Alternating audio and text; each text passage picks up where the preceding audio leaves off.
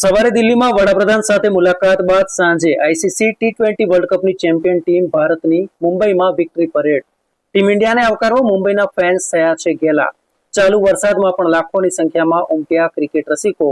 Open roof બસમાં મુંબઈના નરીમાન પોઈન્ટથી વાનખેડે સ્ટેડિયમ સુધી ચેમ્પિયન ટીમની સફર.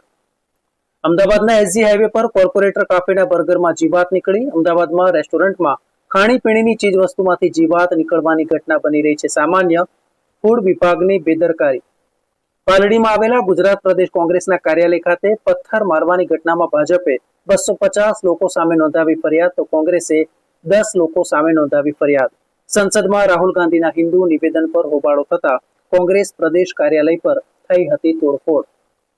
રાજ્યના 9.44 લાખ પેન્શનર તેમજ સરકારી કર્મચારીઓ માટે ખુશખબર. મોંઘવારી ભથ્થામાં 4% વધારો જાહેર કરવામાં આવ્યો.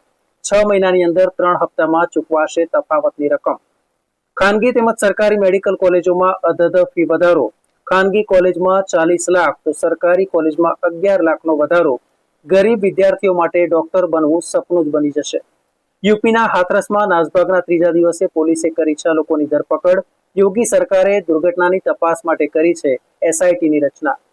ઝારખંડના રાજભવનમાં હેમંત સોરેને લીધા મુખ્યમંત્રી પદના શપથ. ઝારખંડના 13મા મુખ્યમંત્રી બન્યા. જે રાજભવનમાંથી ધરપકડ થઈ હતી ત્યાંથી જ લીધા શપથ. 24 વર્ષમાં રાજ્યને મળ્યા 13 મુખ્યમંત્રી.